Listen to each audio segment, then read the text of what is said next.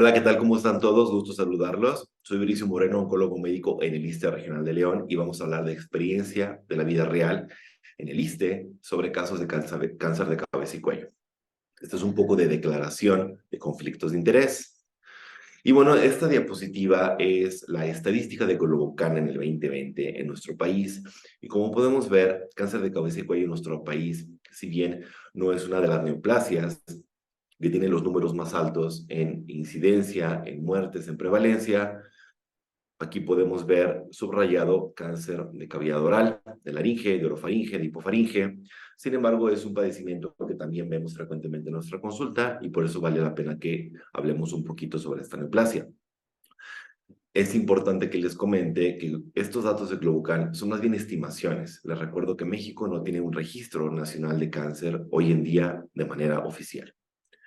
Y bueno, esta es una línea del tiempo en donde se plasman la evolución de los tratamientos en cáncer epidermoide de cabeza y cuello, desde la introducción de la radioterapia, y me llama la atención aquí lo mucho que se tardó, no sé si fue a propósito o por qué, pues en establecerse al tabaquismo, al cigarro, como un agente etiológico en cáncer de cabeza y cuello. También tenemos aquí la introducción de la quimioterapia. Está aquí interesante cuando se determina que la proteína E6 del BPH se une a P53 y la E7 se une a la proteína del retinoblastoma. Tenemos aquí ya la introducción de cisplatino, cetuximab, inmunoterapia, IMRT. Y bueno, el futuro tal vez son, por ejemplo, fármacos que tengan que ver con la hipoxia o firmas que tengan que ver con hipoxia, tratamientos que tengan que ver, que estén dirigidos contra BPH, entre otros. Bueno, estos son los tratamientos estándar en cabeza y cuello. Vamos a poner a la izquierda, los en primera línea, tenemos esquemas como Extreme, Tipex, Pembro monodroga, Pembro con quimioterapia y Paclitaxel con cetuximab. En segunda línea también tenemos opciones de quimioterapia como taxanos, cetuximab monodroga, metotrexate, inmunoterapia en monodroga y también el esquema Erbitax nuevamente. ¿Ok? Y bueno, es importante que categoricemos las opciones de tratamiento para la enfermedad recurrente o metastásica que no sea candidata a un tratamiento local de rescate, de acuerdo a si el paciente ya tuvo un tratamiento previo con quimioterapia basada en sal platinada de más de 6 meses o de 6 meses o menos. Y bueno, con base a esto podemos ver que hay varias opciones terapéuticas que se van a acomodar a nuestro paciente. Pacientes que no tienen, perdón, un tratamiento previo con quimioterapia basada en sales platinadas, se tiene que hacer una determinación de PDL1, ahí tienen las opciones terapéuticas, y cuando hay una progresión de una sal platinada a los 6 meses o menos, ahí tenemos opciones de inmunoterapia en monodroga. Bueno, les traigo ahora el primer caso, esta es la ficha de identificación, una mujer de 59 años, su padre con cáncer de próstata y su hermana con cáncer de colon. Ella fue fumadora, pero lo suspendió hace 12 años y tiene diagnóstico de esclerosis sistémica desde hace 25 años en tratamiento con acetoprina. Está activa la enfermedad. Bueno, ella también tiene hipertensión arterial pulmonar, tratada con sildenafil, es algo que saben ustedes se acompaña de la esclerosis sistémica y una colecistectomía. ¿Okay? Su padecimiento actual inició en mayo del 2020 con la sensación de un cuerpo extraño en la mitad derecha de la lengua y después ya se hizo una tumoración. Se hizo una biopsia por maxilofacial en agosto del 2020, reportó de malignidad, no la teníamos en ese entonces, llega al instituto y bueno, es valorada por cirugía. En septiembre de 2020 se hace una miglosectomía derecha y disección cervical de cuello niveles 2 y 3. El reporte de patología, carcinoma epidermoide moderadamente diferenciado, invasor, bordes libres, 4 ganglios sin metástasis. Se deja como un T2 N0M0 y se deja en vigilancia. Sí tuvo una valoración formal por radioterapia y radioterapia determinó que no ameritaba tratamiento con radio. ¿Okay? En marzo 2021 hay una nodulación en el cuello derecho con una toma de biopsia y el reporte carcinoma epidermoide bien diferenciado infiltrante en la lengua. Se inició quimioterapia de inducción debido a que, bueno, sí se comentó con radioterapia la posibilidad de dar un tratamiento localizado. Sin embargo, debido al riesgo de morbilidad severa, por la morbilidad que ya les comenté, la esclerosis sistémica, se condicionó que no era una estrategia adecuada para la paciente. Lo que optamos es como para darle algo de inducción con cisplatino 2-cetaxel, las dosis que pueden ver ahí en la diapositiva por 4 ciclos, tratando de que esta enfermedad se volviera muy pequeñita y también viendo así otra vez la posibilidad de una radioterapia tal vez muy, muy conservadora. Sin embargo, después de 4 ciclos de tratamiento, en la tomografía se ven ganglios, adenopatías cervicales y nódulos pulmonares. Se determinó que había progresión de la enfermedad. Entonces, bueno, como les comentaba, pacientes que tienen una progresión nasal platinada, se inició nivolumab, a la dosis que ven ahí a la diapositiva, cada 2 semanas. Sin embargo, tiene también progresión de la enfermedad nuevamente en las lesiones pulmonares. Ahorita vamos a ver imágenes representativas y se inicia un esquema con paclitaxel cetuximab de manera semanal. Ya para julio eso fue en enero de 2022, ya para julio de 2022 había una respuesta muy dramática en las lesiones en cuello y tórax, y estas son las imágenes que les decía representativas de las lesiones pulmonares que progresaron en el tratamiento con cisplatino 2-Taxel, imágenes muy voluminosas en el pulmón, y con el tratamiento de paclitaxel cetuximab, esta es la respuesta que obtuvimos, una respuesta completa. Estas son lesiones que se cavitaron de esa manera, y a pesar de que son muy, muy grandes estas cavernas, no le condicionaban ningún tipo de sintomatología. No tenía tos, no tenía disnea, la paciente estaba completamente asintomática, la tolerancia fue muy buena al tratamiento. Aquí está una comparación en cortes coronales, antes y después. Estas lesiones pueden ver cómo hicieron estas cavernas con respuesta completa. Eso ya no es enfermedad medible, ¿ok? Y bueno, ahora les voy a platicar otro caso. Este es el de una mujer de 61 años, su hermano con cáncer renal, tratado con nefrectomía a los 55 años. Ella es abogada, casada, y bueno, ella es diabética, tiene 17 años con diabetes, tratada con metformina y sitagliptina. Un par de cirugías ahí, tal vez no muy relevantes para el padecimiento actual: apendicectomía, un escalpe, histerectomía por un sangrado uterino, no hubo malignidad, una artroscopía también, pero una paciente con un hábito tabáquico alto, 15 paquetes año, que lo suspendió apenas 3 semanas de que la conociéramos. Ella estaba con bupropión para ese entonces, para la abstinencia, no tenía alcoholismo, y bueno, ella empezó su padecimiento actual con una disfonía, tenía 1 año más o menos con esta disfonía, la valora a otorrino en abril del 2016 y le hace un nasofibro y ve un tumor en la cuerda bucal izquierda. Y en la banda ventricular se hace la biopsia y el reporte es para un carcinoma epidermoide poco diferenciado, ulcerado, infiltrante. No se observó hipermeación linfática. Se hizo PCR para VPH, la cual estaba positiva, esta PCR. Ahí está una imagen representativa real de la biopsia de la paciente y el resultado del VPH positivo. Se hace una tomografía para estadiar a la paciente, no había enfermedad a distancia, e inicia tratamiento con radioterapia radical, concomitante con cisplatino. El cisplatino se dio a dosis de 100 miligramos por metro cuadrado cada 21 días, y esto terminó en julio del 2016. Ahí están las características del tratamiento de radiación que recibió. Tuvo algo de radiodermitis y mucositis grado 2.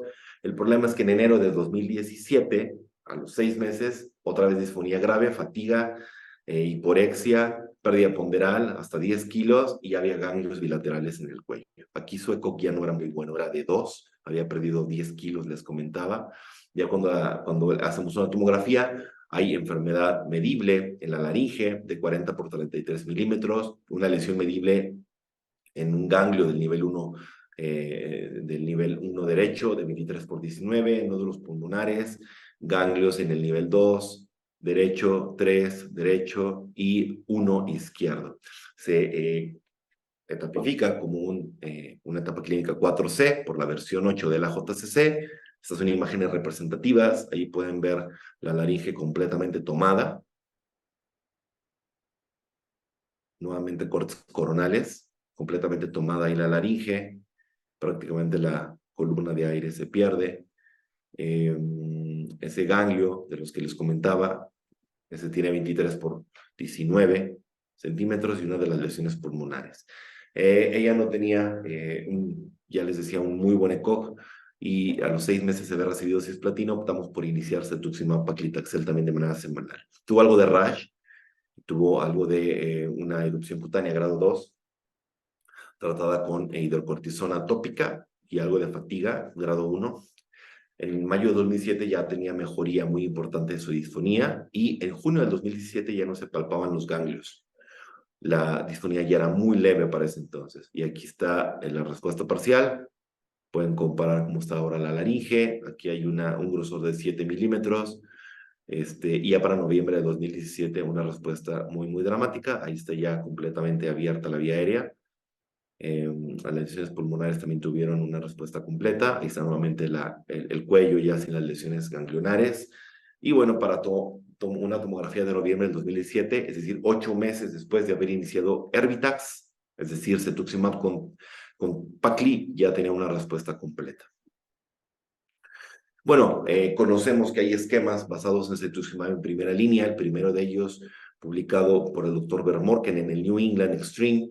Saben ustedes que es una sal platinada, carbo o cisplatino con 5-FU y cetuximab. Este estudio fue positivo para su desenlace primario, supervivencia global y marcó el estándar de tratamiento. Sin embargo, hace un par de años se publicó también en Lancet Oncology este estudio llamado TIP Extreme. Esto lo hizo el grupo francés Gortec y es un estudio que es interesante porque a pesar de que no fue mejor el esquema TIPEX, que es cisplatino, docetaxel y cetuximab versus Extreme, no fue mejor uno que otro. La verdad es que a 2 años la experiencia global sí era numéricamente mejor, 28.6 contra 21% a favor de Tipex. Pero aquí también lo relevante es que Tipex era un esquema mucho más noble en cuanto a la toxicidad, menos internamientos, menos diferimientos de tratamientos, hoy la logística es un poco más cómoda porque es más corta, como todos ustedes saben.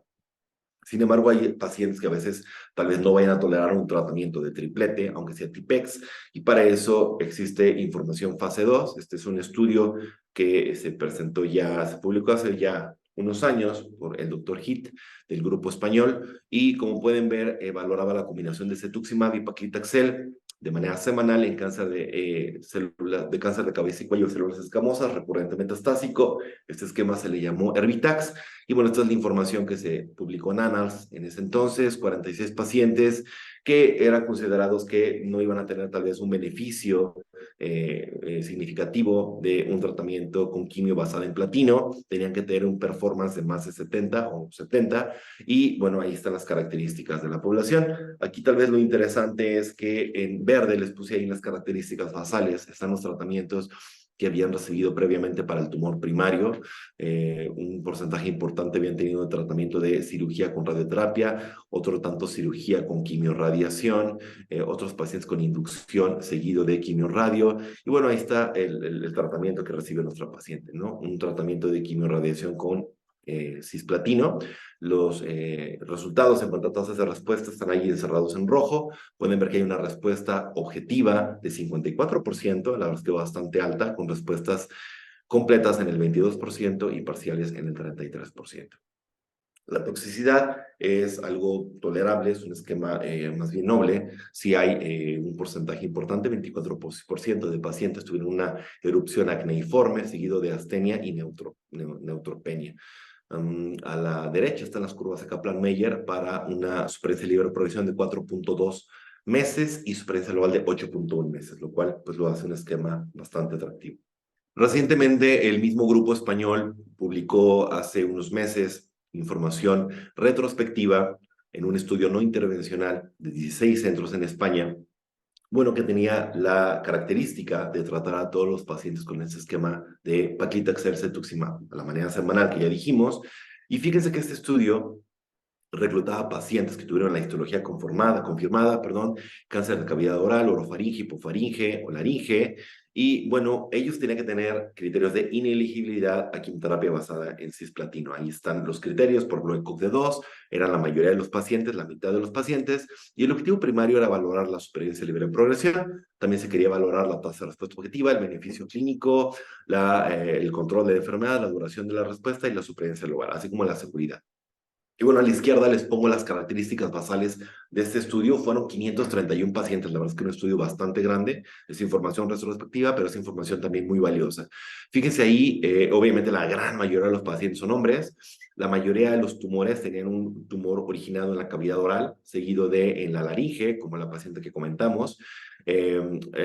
Muy poquitos pacientes eran ECOG 0, la mayoría eran ECOG de 1 o 2, como pueden ver ahí en la diapositiva, y la mayoría, 60%, tenían etapa clínica 4A o B, ¿ok? La mayoría de los pacientes habían fumado, 42%, y 40% seguían fumando, que eso es algo muy característico en esta entidad, que a veces los pacientes les cuesta mucho abandonar el hábito tabáquico, como la paciente que incluso que les comenté estaba con bupropión. También el 40% de los pacientes tenían antecedente de haber tomado.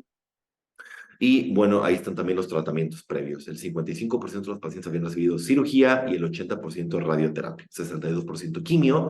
Estos son los resultados que presentó el grupo español, bastante interesante. Vean ahí la tasa de respuesta objetiva en 37.7% y el control de la enfermedad en 54.6%.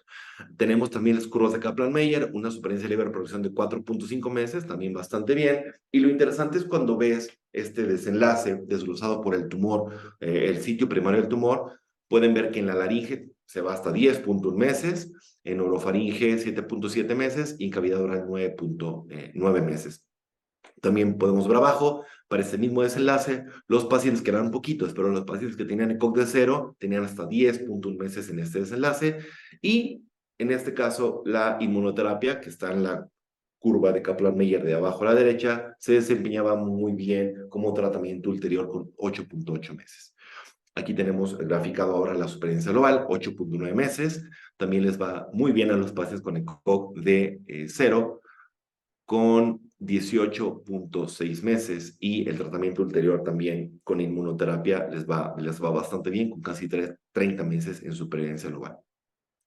Ahí está otra vez la toxicidad, otra vez la erupción acneiforme como algo común, seguido de mucositis oral. Entonces, información muy, muy importante con base a, pues, información del mundo real. ¿Okay?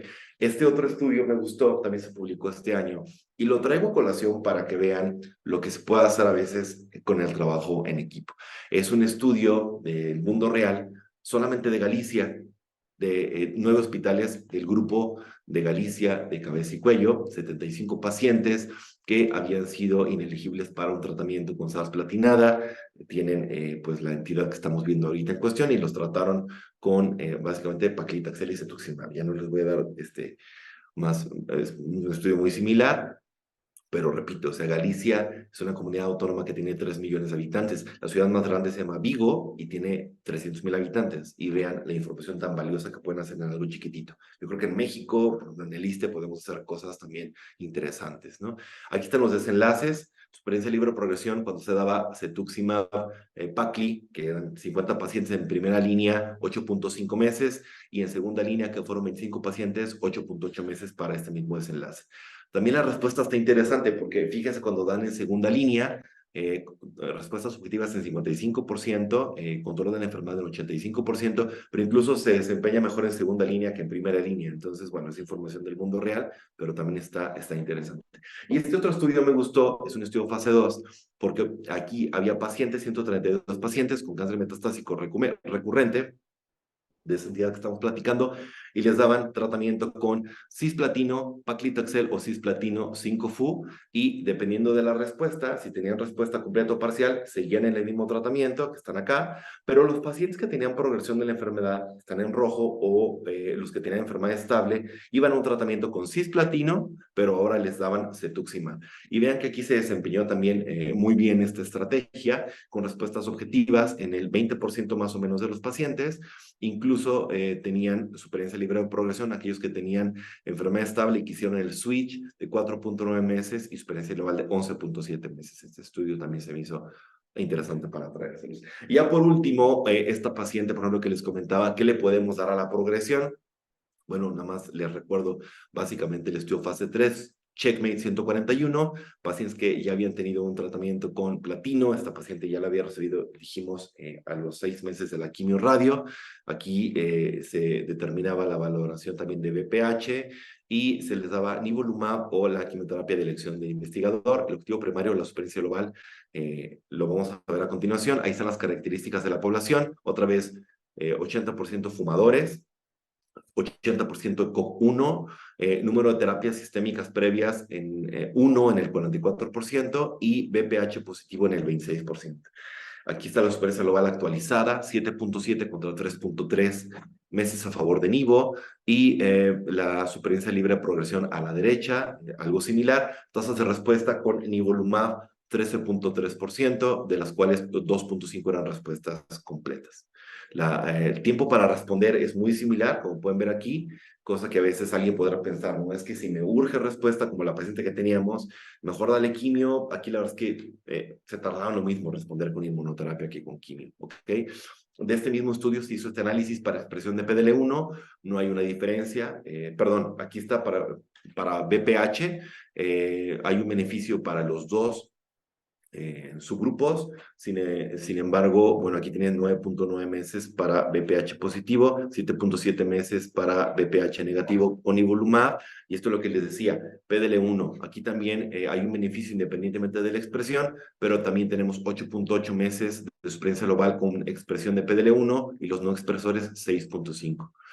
Esto está interesante, es una publicación que salió en Clinical Cancer Research con respecto a estos pacientes del estudio 141 y el uso previo de cetuximab. ¿Qué tiene que ver? Bueno, sabemos que cetuximab también modula la respuesta inmune, recordar que es un anticuerpo quimérico murino, entonces se le ha también encontrado un papel inmune, y esto podría afectar tal vez el uso subsecuente de inmunoterapia. Y la verdad es que es interesante lo que se publicó ahí, de los pacientes que habían tenido un uso previo de cetuximab, que es la curva que está a la izquierda, sí tenemos un beneficio, pero es más limítrofe que los pacientes que lo habían tenido, que no habían tenido, perdón, exposición previa a cetuximab. 8.2 contra 4.9 meses, ahí están las diferencias en ambas curvas. La de la derecha se abre más con una razón de riesgo de 0.52, ¿ok?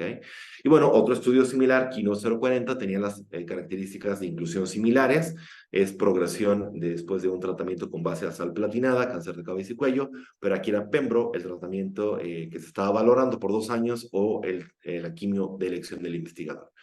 Aquí nada más me gustaría recalcar que los pacientes tenían en un 25% más o menos un PDL1 de TPS 50 o más, 25% tenían P16 positivo en orofaringe, es la mediana supervivencia global en la población por intención de tratar, que es el desenlace primario, 8.4 con Pembro meses y 6.9 con el estándar de atención. Sin embargo, a la derecha, cuando vemos las curvas separadas por el TPS, les iba muy bien a los pacientes que tenían una expresión de 50 o más. Ya por último, están haciéndose muchos intentos para hacer sinergias precisamente con este tipo de tratamientos. Les dejo, por ejemplo, este artículo que salió publicado hace un par de años, donde se da concomitante el Cetux y el nivolumab en segunda línea. Es un estudio fase 1 y 2, pero pueden ver ahí en las gráficas de araña como hay muchas respuestas. Entonces, tal vez eso es lo que vayamos a ver en un futuro. Ahí está también la supervivencia libre de progresión de 3.3 meses y la supervivencia global de 9.7 meses para este estudio pequeñito, ¿ok? Ya por último, como conclusión, les dejo este algoritmo que me gusta bastante. Pueden ver que en la parte de arriba, el tratamiento de esta entidad se puede dividir de acuerdo a la sensibilidad o a la resistencia a la sal platinada. 6 meses ya dijimos que es. Y tienen que tomarse en cuenta también factores para la decisión como la edad, la carga tumoral, la velocidad de la enfermedad y qué tan rápido te urge esa respuesta, y la expresión de PLO. Entonces, tienen ahí, cuando hay sensibilidad a platino, se puede dar un esquema de quimioterapia con TIPEX o Extreme. También tenemos ahí quimioinmunoterapia con PF y Pembro, o inmunoterapia con pembrolizumab. Esos son más para pacientes con expresión de PDL1. Y a la derecha, resistencia a sal platinada. Y tenemos ahí el esquema de taxano con cetuximab, por ejemplo, o el esquema de monodroga con nivo o pembro. ¿Okay? Esto es lo que nos dice NSCN en el 2024, ya de hecho ya están las guías del año que entra, y básicamente lo que dijimos, en primera línea tenemos opciones de quimio con Pembro o Pembro monodroga en CPS de 1 o más. Subsecuentes, si no se han dado previamente, Nivo y Pembro. Tenemos también aquí la opción como categoría 1 de Extreme, cetuximab con sal platinada y 5-FU. Tenemos acá también la combinación de taxano con platino y cetuximab, es decir, TIPEX, y la combinación de paclitaxel con cetuximab.